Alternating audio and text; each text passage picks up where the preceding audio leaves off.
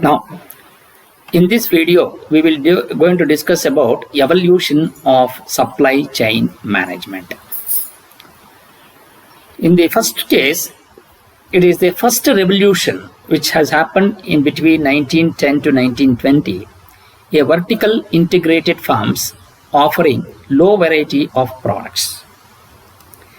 It was staged by Ford Motor Company, where they had managed to build a tightly integrated chain. The Ford Motor Company owned every part of the chain, right from the timber to the rails. Through its tightly integrated chain, it could manage the journey from the iron ore mine to the finished automobile in 81 hours. So what does it mean? So that means here the Ford Motor Company didn't have any vendors. Whatever they wanted to manufacture, they manufactured only within the house or within house. So that is the main concept which the Ford has developed in the beginning of early 1910, between 10 and 20. Ford supply chain would offer any color as long as it was black, and any model as long as it was Model T.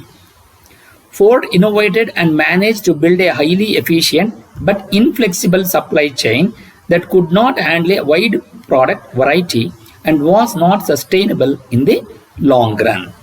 So what does it mean? Since everything has to be built in-house, so naturally flexibility will not be there. Suppose if we have vendors, so what is the advantage? We can have multiple models, one model given to one vendor and the other model is given to another vendor, so that you will going to have the multiple activities will going to be takes place at the same time. The advantage is you will going to have a lot of flexibility. But that flexibility was not there in the Ford because everything was built in-house. So therefore, what happened? They was not able to sustain in the market in the long run. General Motors, on the other hand, understood the demands of the marketplace and offered a wide variety in terms of automobile models and colors.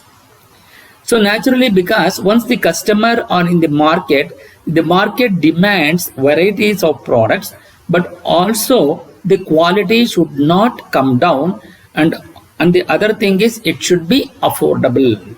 So these are the main three criteria which will going to be addressed by any company in general.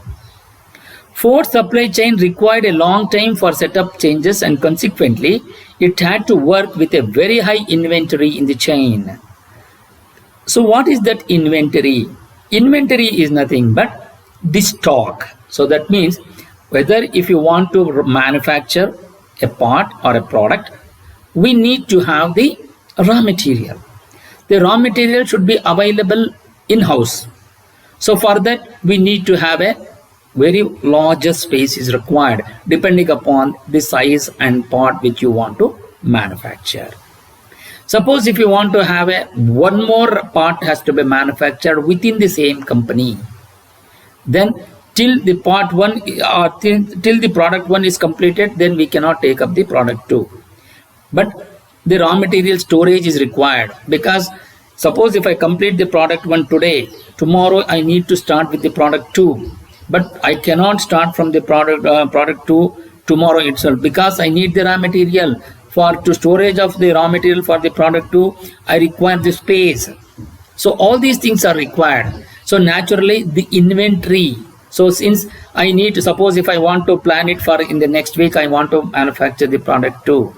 So the raw material has to be procured well in advance, maybe around 4 to 5 days. Then I need to have a space for storing those materials. So that is what storage is required. For that storage, we call it as the inventory. Then, in the second revolution took place between 1960 to 70. So, tightly integrated supply chain offering wide varieties of products. See here. So, supply chain offering wide varieties of product. In the previous case, the product variety was limited, but now it has been diversified. The supply chains were required to deal with a wider product without holding too much inventory. So that means wider products. That means we will going to have the varieties of products with less inventory. The Toyota Motor Company came up with the idea that allowed the final assembly and manufacturing of key components to be done in-house. See here. So now, later on, the companies started evolving itself by thinking what. So we will going to have the key parts to be manufactured in-house. Say for example, if I want to take up the automobile car, which are the main parts which is required? One is the chassis, and the other one is the engine.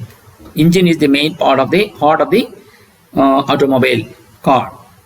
So in such cases, the engine will going to be manufactured here, and they say some ancillary parts, maybe a brake pedal, maybe a steering vehicle, maybe a steering wheel, or the clutch part, or even a speedometer or a odometer. All these things which are not that much important can be done from outside.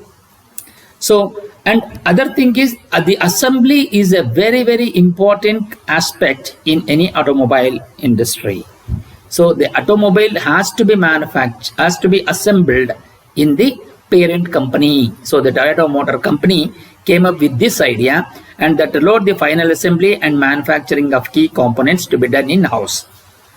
Then the bulk of the components was sourced from a large number of suppliers. So then what they did, they thought of offloading or outsourcing the bulk of the components to the larger suppliers who were part of Keiretsu system. So this offloading of components to the suppliers has been called as Keiretsu system.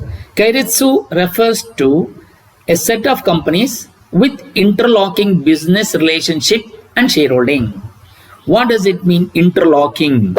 If I have a company and then you are supplying to my company, then we will be interlocking between two of us. That means you cannot take some other ex company's requirement. It is not possible. So only between we two we can deal. So that is what is called as interlocking business. And shareholdings. These were located very close to the Toyota assembly plants. Why it is required like that? So that is because if you have any problem encountered during the assembly, then we can reach to the supplier immediately. That is one advantage. And the other advantage is the transportation cost has to be reduced. And also the total time of assembly required has to be reduced. Consequently, setup times which traditionally used to take couple of hours were reduced to couple of minutes. This combination of low setup times and long-term relationships with suppliers was the key features that propelled the second revolution. So the second revolution was mainly concentrated on the long-term relationship, setup times and long-term relationship with suppliers that propelled a second revolution.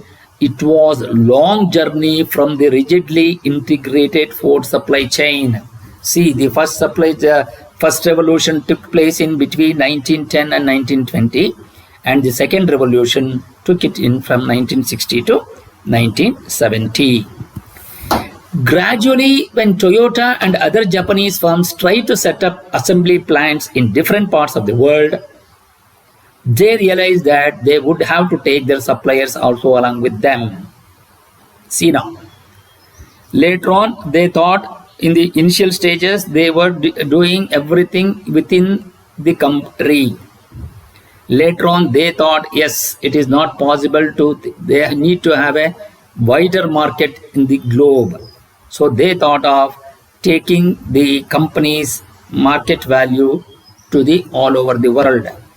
So if they thought by thinking like that, they need to take their suppliers along with them to the globe. So how it was, so again they has faced this type of problem, because they need to have a communication or the inter-exchange, all these things which need to be done. So then with the advent of electronic data interchange, EDI, which facilitated electronic exchange of information between firms, it was possible for a firm to integrate with suppliers without forcing them to locate their plants close to the manufacturer's plant.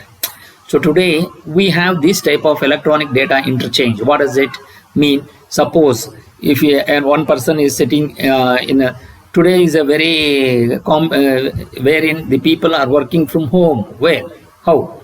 We are reaching you by creating. Suppose we need to give the information. We are giving the information through mails, and we are giving the information through all these media. So all these things which are doing now. So that is what is electronic data interchange. And wherein, suppose if one person is sitting here and he wants to operate on a particular design, he will going to take that part of the project, he will going to modify that, and he will going to upload into the company. And one more person in a different location where he will going to sit and he will going to modify something, and all those things which will going to be integrated and formulated into a design in one particular place. All those things are happening only because of the advent of electronic data interchange. So this is possible today, that is only because of the electronic exchange data. So this is how the advent of second revolution took place between 1960 and 1970. In the next video, we will going to discuss about the third revolution. Thank you.